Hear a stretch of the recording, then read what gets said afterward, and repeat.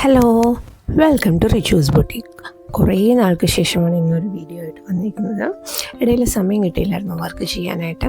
അപ്പോൾ ഇന്ന് ചെയ്തിരിക്കുന്നത് ഒരു ഹാൻഡ് എംബ്രോയ്ഡറി ചെയ്തിട്ടുള്ള ഒരു ദുപ്പട്ടയിലാണ്. ജൂട്ടിൻ്റെ ദുപ്പട്ടയിലായിട്ടാണ് ഹാൻഡ് എംബ്രോയ്ഡറി ചെയ്തിട്ടുള്ളത്. കുറേ ഡൗട്ട് ഉണ്ടായിരുന്നു ജൂട്ടിൻ്റെ ദുപ്പട്ടയിൽ ചെയ്യാൻ പറ്റുമെന്ന്. പക്ഷേ ഒത്തിരി ടൈറ്റായിട്ട് നമ്മൾ വലിച്ചു പിടിക്കാതിരുന്നാൽ തീർച്ചയായിട്ടും ജൂട്ടിൻ്റെ ദുപ്പട്ടയിൽ നമുക്ക് വർക്ക് ചെയ്തെടുക്കാൻ പറ്റും. കാരണം അതിൻ്റെ ഇഴകൾ കുറച്ച് അകലം കൂടിയതായതുകൊണ്ടാണ് ഈ പറഞ്ഞ പോലെ ഒത്തിരി വലിക്കരുതെന്ന് പറയുന്നത്. സോ ആദ്യം തന്നെ ഞാൻ ഡിസൈൻ വരച്ചു കൊടുത്തു. 2 പൂക്കളും 2 ഇലയും വരുന്ന രീതിയിലുള്ള ഡിസൈനാണ്. അതിന് ഫസ്റ്റ് ഇതുപോലത്തെ സ്റ്റിച്ചാണ് ചെയ്ത് കൊടുത്തത്. അതായത് ബട്ടൺ ഹോൾഡിൻ്റെ വലിയ ബട്ടൺ ഹോൾ സ്റ്റിച്ചാണ് ചെയ്തെടുത്തത്. ഇത് പൂവിൻ്റെ ചുറ്റുമായിട്ടുള്ള രീതിയിലേക്ക് ചെയ്തെടുത്തു, പൂവിൻ്റെ ആ ഷേപ്പ് കിട്ടാനായിട്ട്.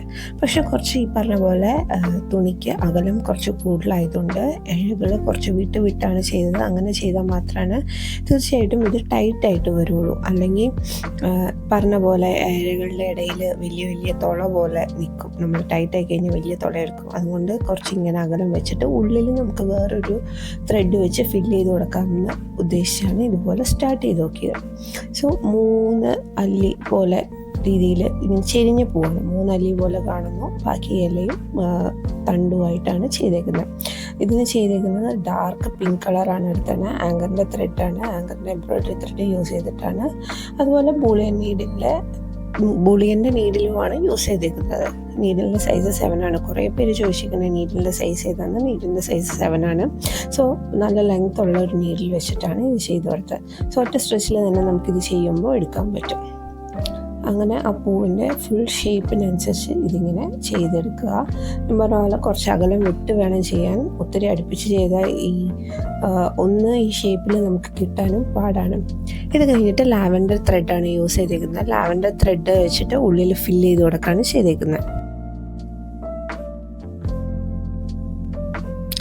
ലാവൻഡർ ത്രെഡിൻ്റെ ഇതുപോലെ തന്നെ 6 സ്ട്രാൻഡ് ത്രെഡാണ് യൂസ് ചെയ്തിരിക്കുന്നത്. ത്രെഡ് യൂസ് ചെയ്ത് എവിടെയൊക്കെ ആ ഗ്യാപ്പായിട്ടുണ്ടോ, അതായത് നമ്മളിപ്പോൾ എടുത്തതിൻ്റെ ആ ഓരോ എല്ലയുടെ ഇടയിലുള്ള ഗ്യാപ്പിൽ ഇതുപോലെ അങ്ങോട്ടും ഇങ്ങോട്ടുമായിട്ട് സ്റ്റിച്ച് ചെയ്തെടുക്കുകയാണ് ചെയ്തിരിക്കുന്നത്. ആ ഗ്യാപ്പ് ഒന്ന് ഫില്ല് ചെയ്ത് കൊടുക്കുക, മെയിനായിട്ട് അതാണ്. അതുപോലെ തന്നെ ഈ ഒരു ഡിഫറെൻറ്റ് കളറിൽ ചെയ്യുമ്പോൾ അതിന് പൂവിന് ഒരു പ്രത്യേക ഭംഗിയുണ്ട്. നിങ്ങൾക്ക് വേണമെങ്കിൽ സെയിം പിങ്കിൽ തന്നെ ഗ്യാപ്പ് ഫില്ല് ചെയ്തെടുക്കാൻ പറ്റുന്നതാണ്. പക്ഷേ ഒരു ഡിഫറെൻറ്റ് ലുക്ക് ആവാനായിട്ട്, അതായത് ഡാർക്ക് പിങ്കും ലാവൻഡറിൻ്റെ ഒരു മിക്സ് വരാനായിട്ട് ഞാൻ ലാവൻഡറിൻ്റെ ഇടയിൽ കൂടെ കൊടുക്കുകയാണ് ചെയ്തേക്കുക.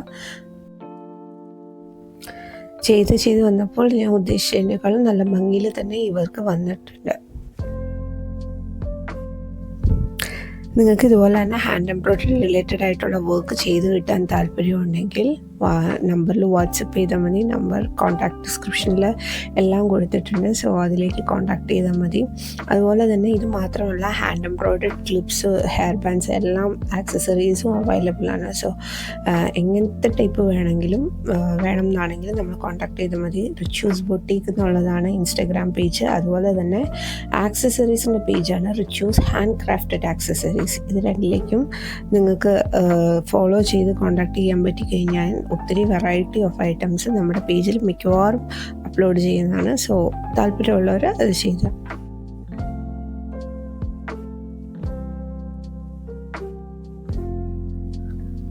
ഇപ്പം നമ്മൾ ഫ്ലവറിൻ്റെ സെക്ഷൻ കഴിഞ്ഞു. ഇനി വന്നിട്ട് ഇലയാണ് ചെയ്ത് തുടങ്ങുന്നത്. ഇലയും തണ്ടും ചെയ്യാനായിട്ട് സ്റ്റെം സ്റ്റിച്ചാണ് യൂസ് ചെയ്തിരിക്കുന്നത്.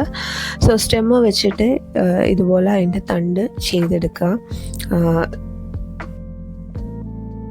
ഗ്രീൻ കളർ ഒത്തിരി പ്രൊജക്റ്റ് ചെയ്ത് കാണാതിരിക്കാൻ വേണ്ടി ലൈറ്റ് ഗ്രീനാണ് യൂസ് ചെയ്തിരിക്കുന്നത്. അതുപോലെ തന്നെ 3 സ്ട്രാൻഡ് ത്രെഡ് മാത്രമേ ഈ ഒരു വർക്കിന് യൂസ് ചെയ്തിട്ടുള്ളൂ, ഈ ഇലയ്ക്കും തണ്ടയ്ക്കും മൊത്തമായിട്ട്.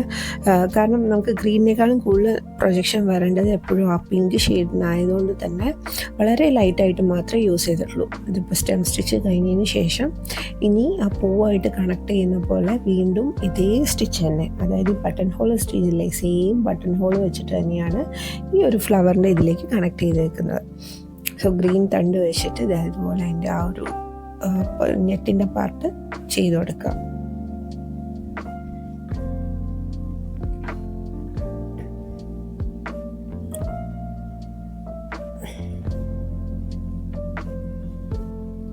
അതെ, ഇതുപോലെ ഫുൾ ചെയ്തതിന് ശേഷം ഇനി ഇലയും കൂടെ ചെയ്ത് കൊടുക്കുക. ഇതോടുകൂടി ഈ ഒരു വർക്ക് ചെയ്തു. ഈ ഒരു ദുപ്പട്ടയിൽ ഏകദേശം 22 വരുന്നുണ്ട്. 22 ഫ്ലവേഴ്സ് വരുന്ന രീതിയിലാണ് ഈ ഒരു ദുപ്പട്ട തന്നെ ചെയ്തേക്കുന്നത്.